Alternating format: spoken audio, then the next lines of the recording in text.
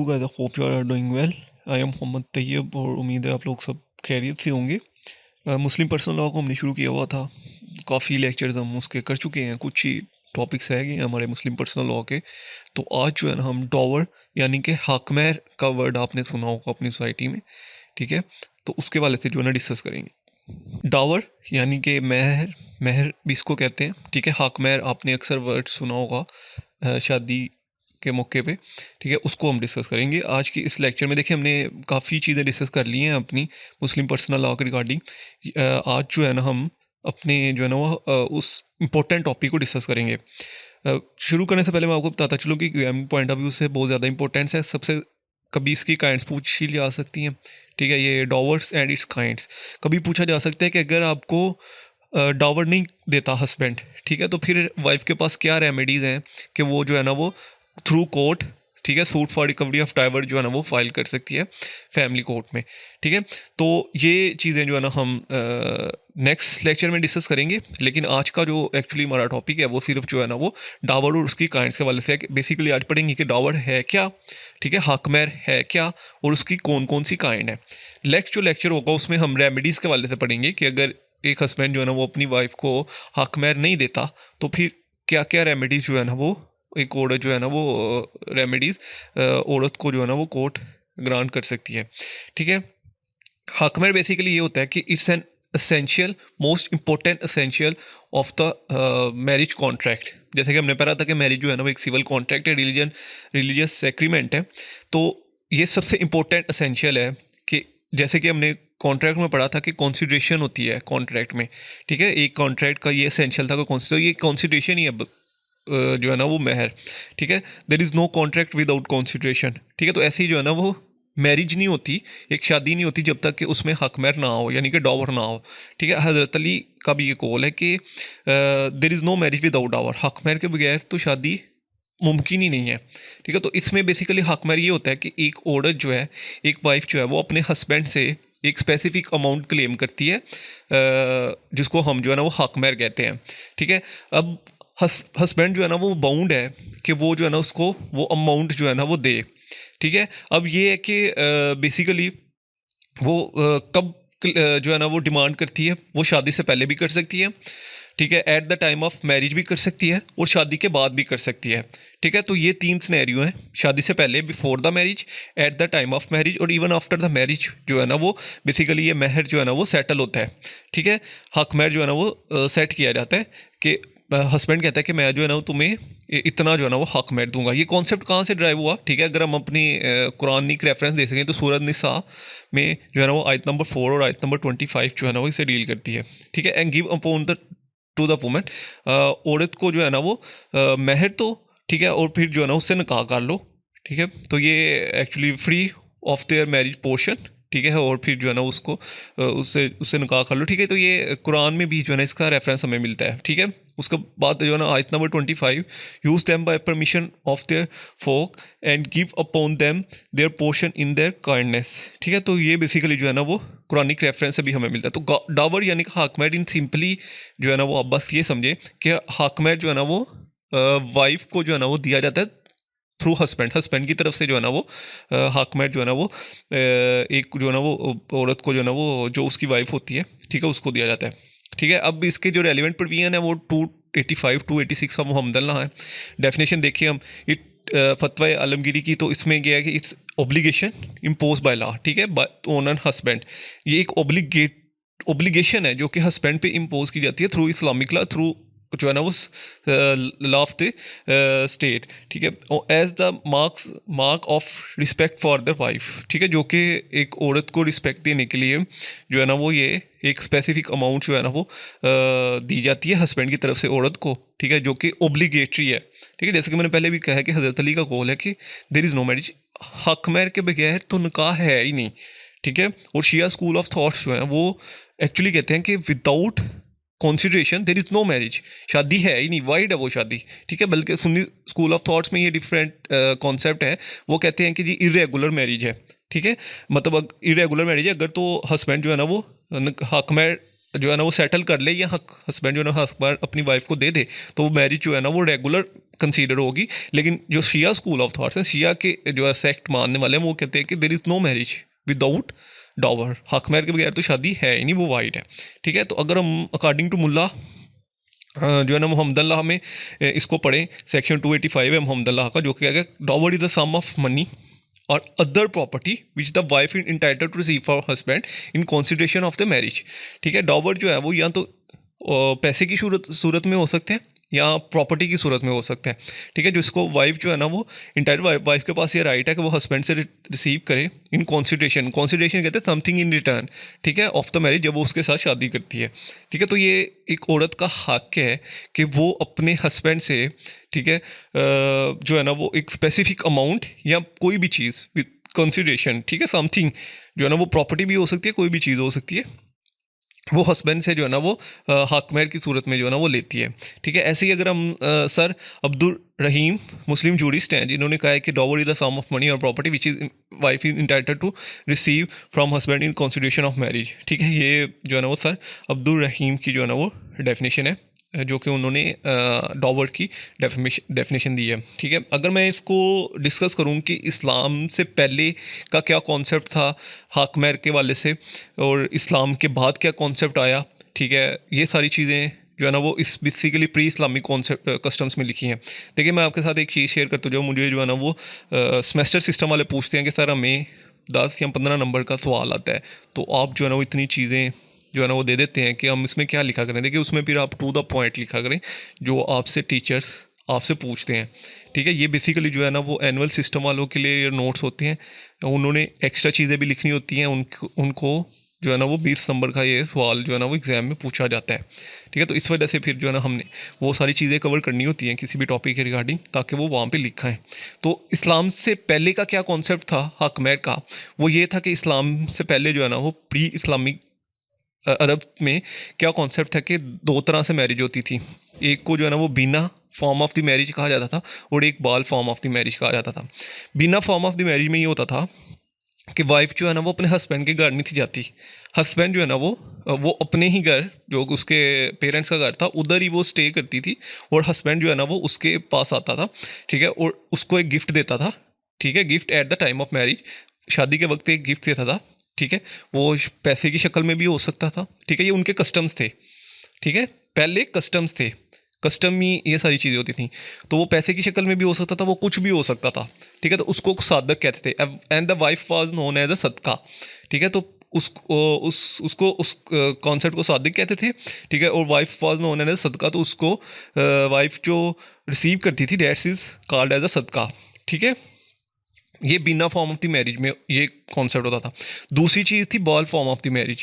Ball form of the marriage ये होती थी कि वाइफ जो है ना वो अपने पेरेंट्स का घर छोड़ के अपने हस्बैंड के घर जाती थी, जैसे कि आज के ज़माने में होता है कि एक जो औरत है, ठीक है, वो अपने पेरेंट्स का घर छोड़ के अपने हस्बैंड के घर जाती है। ठीक है, और हस्बैंड जो है ना वो फिर उसको जो है ना वो हक महर देता है। ऐसे ही जो है वो वाइफ जो है वो अपने पेरेंट्स का घर छोड़ के अपने हस्बैंड के घर जाती थी। ठीक है, और हस्बैंड फिर जो है ना वो उसके बदले में कंसिडरेशन देता था उसके पेरेंट्स को।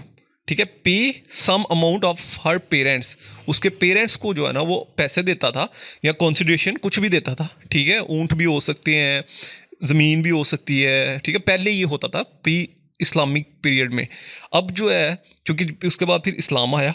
ठीक है, तो इस्लाम ने जो है ना वो एक कॉन्सेप्ट डेवलप किया, जिसको जो है ना वो आज हम हक महर कहते हैं, महर जो है ना वो जिसको हम कहते हैं। ठीक है, तो उससे पहले ये दो तरह की मैरिज थी, बिना फॉर्म ऑफ द मैरिज और बा फॉर्म ऑफ द मैरिज। वहीं से ये कॉन्सेप्ट जो है ना वो हक महर का इंट्रोड्यूस हुआ है। ठीक है, जो कि आज हम अपनी सोसाइटी में देखते हैं। इसकी अगर हम नेचर की बात करें, तो हुमैरा बीबी वर्सेस दुवैदा बीबी 1961, ये केस लॉ में जो है ना वो ये हेल्ड किया गया था कि जो नेचर है ना बेसिकली डॉवर की, वो इम्प्लाइड है। ठीक है, कॉन्ट्रैक्ट में अगर फॉर एग्जांपल किसी अपोजिट जेंडर की आपस में शादी हो जाती है, ठीक है, और उन्होंने अपने जो है ना वो हक महर जो है ना वो डिसाइड नहीं किया, तो फिर क्या होगा। तो कोर्ट ने कहा था कि अगर तो मैरिज कॉन्ट्रैक्ट में हक महर नहीं लिखा गया, तो इसका मतलब ये है कि अभी तक हक महर पे नहीं किया गया।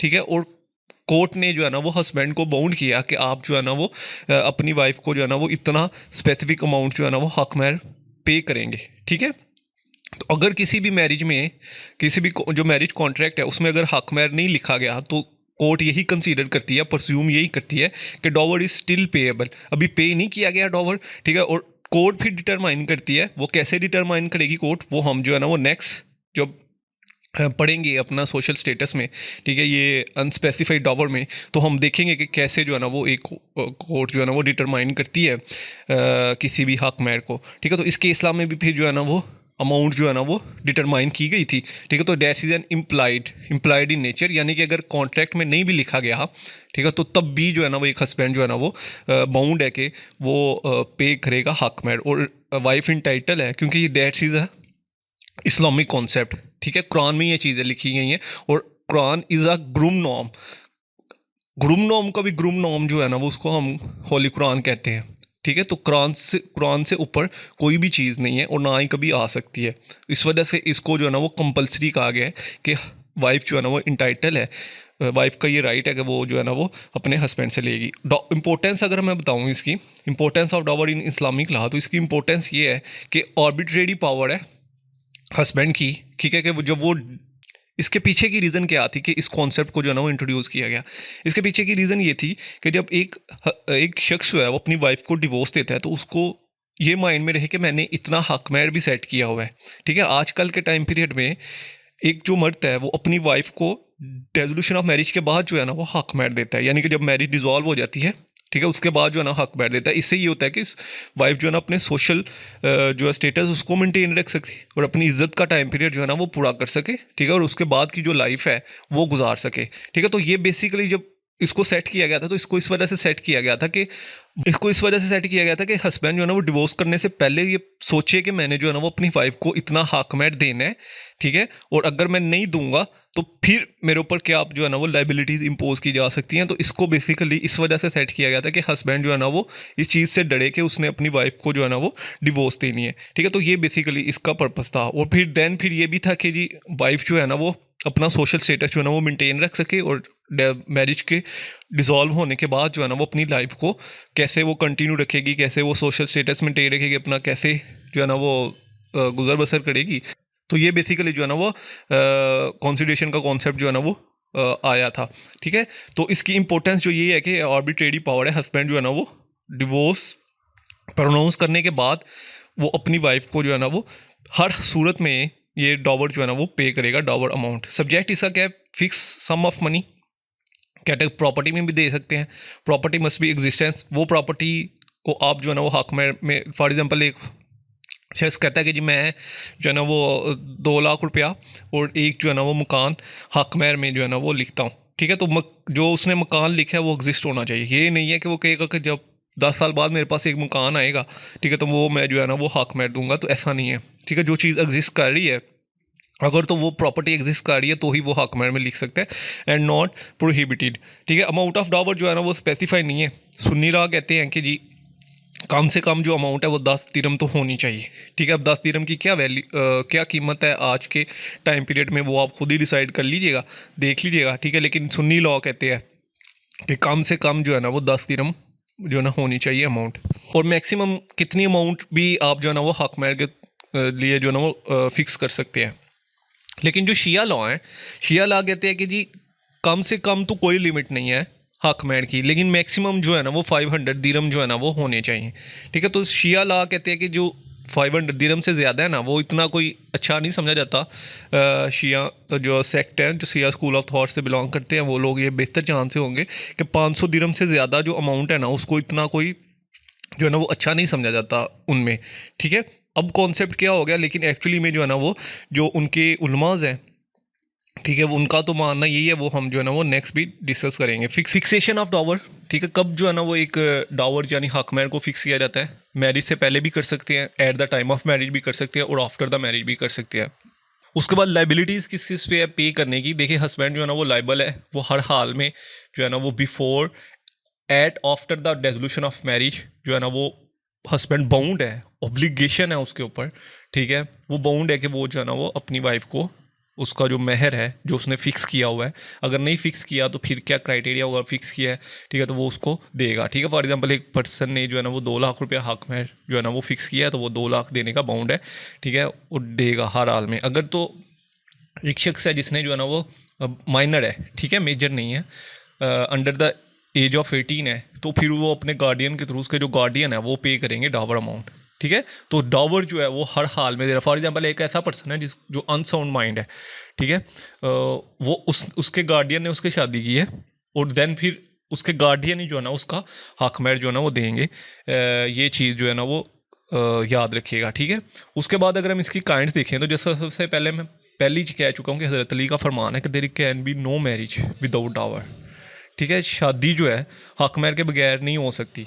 ये एक चीज़ जो है ना वो हज़रत अली का कॉल है कि देर इज़ नो मैरिज। और शिया स्कूल ऑफ थॉट जो है ना वो इसके ऊपर स्ट्रिक्टली फॉलो करते हैं इसको। सुन्नी स्कूल ऑफ थॉट्स कहते हैं कि वो मैरिज इरेगुलर हो जाती है, ठीक है, उसको रेगुलर करवाया जा सकता है।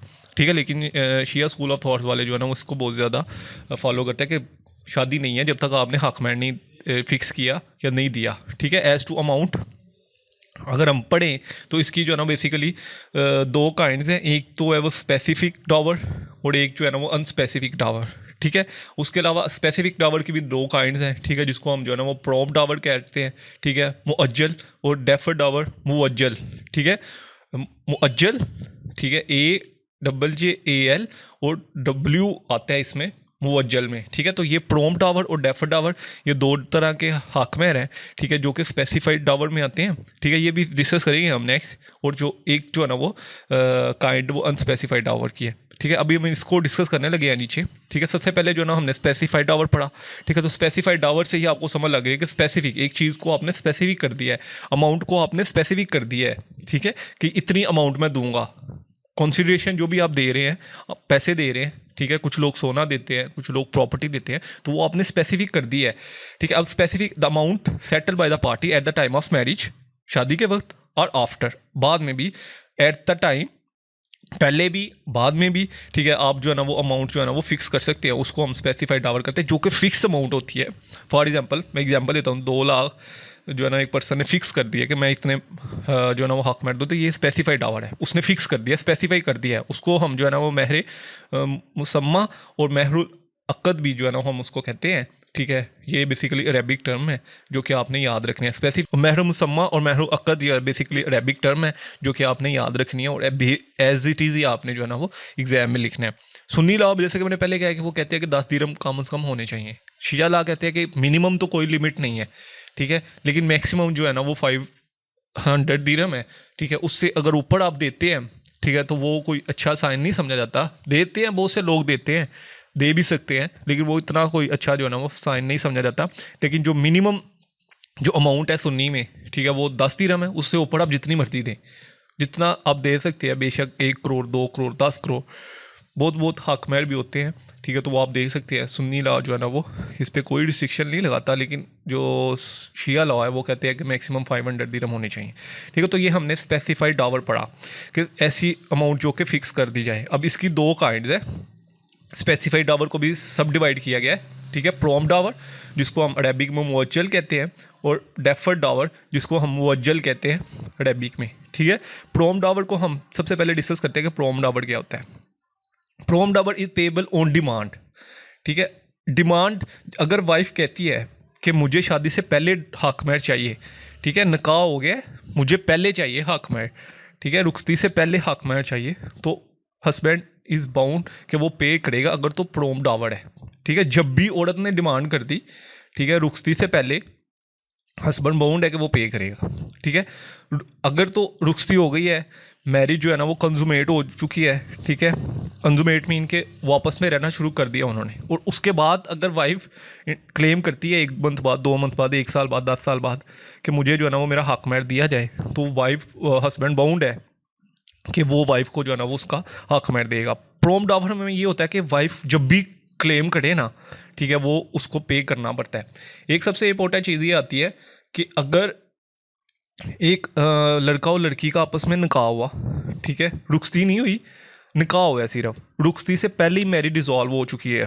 बहुत से हमने केसेस ऐसे देखे हैं कि निकाह तो हो जाता है लेकिन रुखसती जो है ना वो उसके लिए स्पेसिफिक टाइम डिसाइड कर लेते हैं कि 6 मंथ बाद रुखसती होगी, ठीक है। लेकिन 6 मंथ से पहले ही जो है ना वो डिवोर्स हो जाती है या मैरिज डिज़ोल्व हो जाती है, तो फिर हस्बैंड बाउंड है कि उसको आधा हक महर जो है ना वो पे करेगा, ठीक है। अगर तो हस्बैंड ने तलाक दी है, अगर तो खुला हुई है, तो फिर जो है ना वो वाइफ जो है ना वो अपना हक महर वेव ऑफ करती है। ये चीज़ हमने खुला में पढ़ी थी, इस वजह से मैं कह रहा हूँ कि पहले आप सारे लेक्चर जो है ना वो सुन के आए, ठीक है, ताकि ये चीज़ें आपको ईजी से समझ आए, ठीक है। तो अगर तो वाइफ खुला क्लेम करती है तो फिर वाइफ अपना हक महर छोड़ेगी। अगर तो हस्बैंड ने तलाक दी है, ठीक है, तो फिर हस्बैंड आधा जो है ना वो हक महर देगा। अगर तो रुखसती नहीं हुई, रुखसती मीन के कॉन्जुगल राइट्स परफॉर्म नहीं हुए, ठीक है। कॉन्जुगल राइट्स जो कि हस्बैंड बीवी के हस्बैंड और वाइफ के राइट्स हैं, ठीक है, वो अगर परफॉर्म नहीं हुए तो फिर हक महर जो है ना वो आधा होगा। लेकिन अगर परफॉर्म हो चुके हैं, ठीक है, परफॉर्म होने के बाद जो है ना वो हस्बैंड डिवोर्स दे रहा है, फॉर एग्जांपल जो है ना वो 2 दिन बाद ही उसने डिवोर्स दे दिया है, ठीक है, तो वो पूरा हक महर देगा, ठीक है। ये एक चीज़ याद रखें। तो मुअज्जल बेसिकली प्रॉम्प्ट आवर जब भी जो है ना वाइफ क्लेम करे, रुखसत होने से पहले भी कर सकती है, रुखसत होने से बाद भी कर सकती है कि मुझे जो है ना वो मेरा हक महर दिया जाए, ठीक है। तो हस्बैंड जो है ना वो इंटाइटल है, बाउंड है, ऑब्लिगेशन है हस्बैंड पे, वो पे करेगा। इसके ऊपर केस लॉज भी है। Prompt dower does not become deferred by consummation of marriage, ठीक है। कोर्ट कहती है कि जो प्रॉम्प्ट आवर है ना वो कभी भी डेफर्ड आवर नहीं बन सकता, ठीक है। ये नहीं है कि शादी कंज्यूमेट हो चुकी है, हस्बैंड वाइफ जो है ना वो आपस में रहना शुरू कर दी है, तो अब आप कहे कि ये जी डेफर्ड आवर है, ठीक है। डेफर्ड आवर बेसिकली ये होता है कि जब मैरिज डिसॉल्व होती है ना, ठीक है, फॉर एग्जांपल हस्बैंड ने डिवोर्स दे दी या हस्बैंड की डेथ हो गई, ठीक है, तो जो है ना वो डेफर्ड डावर जो है ना, जो डावर फिक्स किया गया होता है, हक महर फिक्स किया गया होता है, वो जो है ना वो फिर वाइफ को दिया जाता है, ठीक है। इसको मुअज्जल कहते हैं। लेकिन प्रॉम्प्ट डावर ये होता है कि ड्यूरिंग मैरिज, रुखसती से पहले भी, ड्यूरिंग मैरिज भी जो है ना वो वाइफ क्लेम कर सकती है, ठीक है। तो यहाँ पे ये कोर्ट ने हेल्ड किया गया था कि ये नहीं है कि कंज्यूमेट हो चुकी है, वाइफ और हस्बैंड आपस में रहना शुरू कर दिया तो आप कहेंगे जी ये वो प्रॉम्प्ट डावर नहीं है। बेसिकली इस केस में यही हेल्ड किया गया था कि वाइफ जो है ना वो जब चाहे क्लेम कर सकती है प्रॉम्प्ट डावर को। डेफर्ड डावर ये होता है जैसे कि मैंने पहले ही बताया कि अगर मैरिज डिजॉल्व हो चुकी है, फॉर एग्जांपल हस्बैंड की डेथ हो चुकी है, तो अभी आपको पता है मैरिज डिजॉल्व हो जाती है, औरत 4 मंथ का इद्दत का टाइम पीरियड पूरा करती है और उसके बाद जो है ना वो आज़ाद हो जाती है, किसी भी दूसरे मर्द से शादी कर सकती है।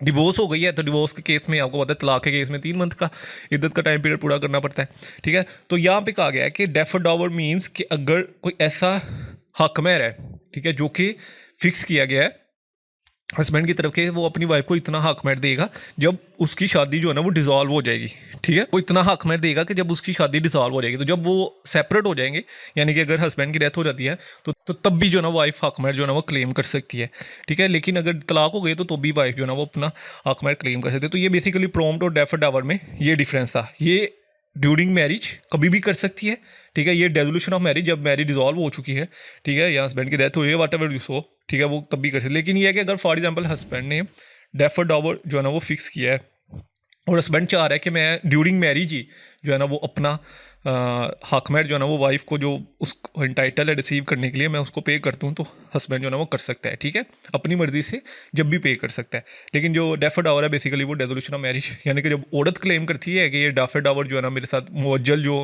हक महर है वो मेरे साथ डिसाइड किया गया था लेकिन मुझे पे ही नहीं किया गया, ठीक है, मेरे हस्बैंड की डेथ हो चुकी है, ठीक है, लेकिन जो उसके रिलेटिव्स हैं उसने मुझे पे ही नहीं किया, तो फिर ये है कि उसकी प्रॉपर्टी में से, हस्बैंड की जो प्रॉपर्टी है उसमें से जो उसको जो है ना वो हक महर दिया जाएगा। बेसिकली ये एक कर्ज होता है, डेप्ट, ठीक है। और आपको पता है कि कर्ज जो है ना वो जैसे ही जो है ना उसको तदफीन का पूरा प्रोसेस किया गया, ठीक है, शख्स को, तो उसके बाद जो है ना वो कर्ज की अदायगी होती है फ़ौरन, ठीक है। जैसे ही उसको दफनाया गया उसके बाद जो है ना उस कर्ज की अदायगी होती है, तो ये कर्ज है, ठीक है। डावर भी जो है ना हक महर भी एक कर्ज है। तो जैसे ही उसकी तदफीन की जाएगी तो उसके बाद जो है ना वो हक महर भी जो है ना वो पे किया जाएगा। Husband liable for deferred dower is डेप्ट, जैसे कि यहाँ पे हेल्ड किया गया था, ये एक कर्ज है जो कि हस्बैंड पे करेगा। और wife interest is deferred dower is vested interest, ठीक है, वाइफ का जो है ना वो इसमें वेस्टेड इंटरेस्ट है, वो जो है ना वो क्लेम कर सकती है। अब ये कि क्या डावर जो है हक महर जो है ना वो वाइफ छोड़ सकती है, तो वो विद फ्री कंसर्ट जो है ना वो, यानी कि उसके ऊपर किसी का प्रेशर नहीं होना चाहिए, वो जो है ना वो इसको छोड़ भी सकती है। तो ये बेसिकली हमने पढ़ा, जैसे कि हमने पहले पढ़ा कि ये स्पेसिफाइड डावर जो है ना वो पहले ही फिक्स होता है, ठीक है, हस्बैंड की तरफ से कि मैं इतना जो है ना वो डावर दूंगा। फिर हमने उसको पढ़ा कि उसमें 2 तरह की काइंड्स हैं, ठीक है। पहली ये कि जो है ना वो किसी भी टाइम, ठीक है, बिफोर और आफ्टर मैरिज जो है ना वो हक मैर जो है ना वो दिया जा सकता है, ठीक है। अगर उसकी नहीं हुई तो पहले भी ऑर्डर क्लेम कर सकती है, बाद में भी क्लेम कर सकती है। डेफ और डावर में हमारे पड़ा कि जब मैरिज डिसॉल्व होगी, ठीक है, यहाँ पे डेसोल्यूशन ऑफ मैरिज है, जब हस्बैंड और वाइफ की मैरिज खत्म हो जाएगी तब जो है ना वो ऑर्डर जो है ना वो डेफ और डावर में डेवर क्लेम कर सकती है। उसके बाद ये होता है कि अगर तो हस्बैंड वाइफ ने आपस में शादी की है, बहुत से केसेस ऐसे आते रहते हैं कि उन्होंने कोई हक मैर फिक्स नहीं किया, ठीक है, तो तब क्या प्रोसेस होगा। फॉर एग्जाम्पल ए और बी ने आपस में शादी की, ठीक है, इन्होंने अपना हक मैर डिसाइड नहीं किया, ठीक है, कोई जो है ना वो हक मैर डॉवर डिसाइड नहीं किया। अब ये हो गया कि ए ने बी को डिवोर्स दे दी, ठीक है। अब बी ये चाहती है कि मैं जो है ना वो अपना ए से हक मैर रिसीव करूं, तो वो फिर क्या कोर्ट में सूट फाइल कर देगी, ठीक है, और कोर्ट फिर जो है ना वो उस अमाउंट को फिक्स करेगी। अब कोर्ट कैसे फिक्स करेगी, सोशल स्टेटस और उसकी क्वालिफिकेशन दे के। अब कोर्ट कैसे जो है ना वो डावर को फिक्स करेगी, ठीक है, हक मैर की अमाउंट कैसे फिक्स करेगी, लोकल कस्टम्स क्या है उस टाइम सोसाइटी में। फॉर एग्जांपल अगर जो है ना वो औरत रह रही है इस्लामाबाद में, ठीक है, तो इस्लामाबाद के क्या लोकल कस्टम्स है हक मैर के वाले से, औरत के पर्सनल स्किल्स क्या है, क्वालिफिकेशन क्या है, ठीक है, औरत जो है ना वो उसके पास क्या स्किल्स हैं, क्वालिफिकेशन क्या है उसकी, ठीक है, कितना पढ़ी लिखी है, ठीक है, सोशल पोजीशन क्या है, हस्बैंड की क्या सोशल पोजीशन है, ठीक है, हस्बैंड क्या जॉब करता है, सोशल स्टेटस देखा जाता है, फादर ऑफ द वाइफ, ठीक है, वाइफ जो औरत है उसके फादर का क्या सोशल स्टेटस है, ठीक है। Amount of dower fix in the case of wife, sister, paternal aunts and other nearest relative. उसके अलावा जो वाइफ की सिस्टर की जब शादी हुई, ठीक है, तो उन्होंने उनका क्या हक मैर था, ठीक है, पैटर्नल ऑन्ट्स वगैरह की जब जो है ना वो टाइम क्या हक मैर था, यानी कि उनके कस्टम्स में क्या हक मैर चलते आ रहे हैं, ठीक है। तो ये सारी चीज़ें देखने के बाद जो है ना वो कोर्ट फिर एक स्पेसिफिक अमाउंट जो है ना वो डिसाइड करती है, जो कि हस्बैंड जो है ना वो पे करेगा, ठीक है। जैसे कि मैंने अभी यहाँ पे एग्जांपल दी कि ए और बी ने आपस में शादी की, ए ने बी को डिवोर्स दे दी, ठीक है, हक मैर फिक्स नहीं था, स्पेसिफाइड नहीं था, ठीक है, अनस्पेसिफाइड था। बी ने जो है ना वो औरत, बी जो भी नाम है इसका, ठीक है, उसने जो है ना वो क्लेम कर दिया कोर्ट ने, तो कोर्ट ने फिर ये चीज़ें डिसाइड करने के बाद कोर्ट ने कहा कि जी ए जो है वो 5 लाख रुपया जो है ना वो बी को हक मैर देगा। तो ए जो है ना वो बाउंड है, ओब्लिगेशन है कि वो जो है ना वो बी को जो है ना वो 5 लाख जो है ना वो हक मैर देने के लिए वो बाउंड है, ठीक है। तो यहाँ पे बी को जो है ना वो उसका हक मैर जो है ना वो 5 लाख रुपया मिल जाएगा। तो ये कंपलसरी है, हर हाल में एक हस्बैंड ने अपनी वाइफ को जो है ना वो देना होता है, चाहे वो फिक्स नहीं भी किया उन्होंने, चाहे वो फिक्स कर भी लिया है, ठीक है। तो ये हमने काइंड्स पढ़ी। उसके बाद अमाउंट क्या है डावर की, जैसे कि मैंने पहले बताया है कि जो हनफी स्कूल ऑफ थॉट्स हैं वो कहते हैं कि 10 दिरहम होनी चाहिए मिनिमम, मालकी 3 दिरहम कहते हैं, शाफी और शिया स्कूल ऑफ थॉट्स कहते हैं कि मिनिमम, ठीक है, ये मिनिमम जो है ना वो शिया और शाफी स्कूल ऑफ थॉट्स की मिनिमम कोई अमाउंट नहीं है, ठीक है। मालकी कहते हैं कि 3 दिरहम मिनिमम होनी चाहिए, लेकिन पाकिस्तान की अगर मैं बात करूँ तो पाकिस्तान में हनफी जो है ना वो फॉलोअर्स जो है ना वो ज़्यादा है, 80 to 85% जो है ना वो हनफी स्कूल ऑफ थॉट्स के मानने वाले हैं। तो यहाँ पे जो मिनिमम अमाउंट जो है वो 10 दिरहम डिसाइड की जाती है। मैक्सिमम अमाउंट जो है Sunni school of thoughts fix नहीं है, ठीक है, करोड़ों में भी हक मैर दिया जाता है, ठीक है, शादियों में हमने देखा है। शिया स्कूल ऑफ थॉट्स जो है वो कहते हैं कि 500 जो दिरहम है, ठीक है, उससे ज़्यादा नहीं होनी चाहिए। तो शिया स्कूल ऑफ थॉट्स कहते हैं कि 500 दिरहम होनी चाहिए, ठीक है, इससे ज़्यादा भी दे सकते हैं, लेकिन इतना मुनासिब नहीं समझा जाता शिया स्कूल ऑफ थॉट्स में। मैक्सिमम जो हक मैर की जो अमाउंट है वो 500 जो है ना वो डिसाइड की गई है। रिमिशन ऑफ टावर, वाइफ जो है ना वो रिमिट भी कर सकती है, वेव ऑफ भी कर सकती है, कह सकती है कि जी मैं अपने हस्बैंड से जो है ना वो हक मैर नहीं लेना चाहती, ठीक है। तो ये वाइफ के पास मुकम्मल राइट है, लेकिन वो फ्री कंसर्न मीन कि उसके ऊपर किसी का प्रेशर नहीं होना चाहिए, किसी का दबाव नहीं होना चाहिए, अनड्यू इन्फ्लुएंस नहीं होना चाहिए, ठीक है, उसको किसी ने थ्रेट नहीं किया हो, ठीक है, अपनी मर्जी से, अपनी उसकी अपनी विल है, ठीक है, वो चाहे तो वो कहती है कि जी नहीं मैं अपने हस्बैंड से नहीं लेना चाहती कोई भी हक मैर, ठीक है। तो ये शाह बानो केस वर्सेस इफ्तिखार मोहम्मद 1956 में ये कहा गया था कि remission of dower can not be upheld, ठीक है, आपने रिमिट कर दिया है तो फिर उसको अपहेल्ड नहीं किया जाएगा, ठीक है। ये बेसिकली इस केस लॉ में हेल्ड किया गया था। उसके बाद अब एट द एंड आपने कंक्लूजन लिखना है, ठीक है, कि डावर जो है ना बेसिकली एक सम ऑफ मनी है, प्रॉपर्टी है, कंसिडरेशन है, ठीक है, जो कि हस्बैंड की तरफ से वाइफ को दी जाती है, ठीक है। हक मैर जो है ना वो हमेशा हस्बैंड वाइफ को देता है, ठीक है। कंसिडरेशन समथिंग इन रिटर्न, शादी में जब वो शादी करके एक औरत को अपने घर लेके आता है तो उसके बदले में उसको जो है ना वो अमाउंट देता है, जिसको हमने पढ़ा कि वो स्पेसिफिक भी हो सकती है। अगर अनस्पेसिफिक है यानी उसको जो है ना वो फिक्स नहीं किया गया तो फिर उसको कैसे फिक्स किया जाएगा। स्पेसिफिक में हमने दो नेक्स्ट जो है ना वो डिफरेंट काइंड्स पढ़ी, जिसमें हमने पढ़ा कि प्रॉम्प्ट और डेफर्ड डावर। प्रॉम्प्ट डावर में हमने पढ़ा कि औरत किसी भी वक्त क्लेम कर सकती है। डेफर्ड डावर में हमने पढ़ा कि वो जो है ना वो जब मैरिज डिसॉल्व होगी, अगर तो डिवोर्स हो जाती है, ठीक है, अगर तो जो है ना वो हस्बैंड की डेथ हो जाती है तो तब भी जो है ना वो औरत जो है ना वो क्लेम कर सकती है। इसके वाले से कोई भी क्वेश्चन हो आप मेरे से पूछ सकते हैं। इंशाल्लाह जल्द मिलते हैं नेक्स्ट वीडियो में, तो दुआ में याद रखिएगा। अल्लाह हाफिज़।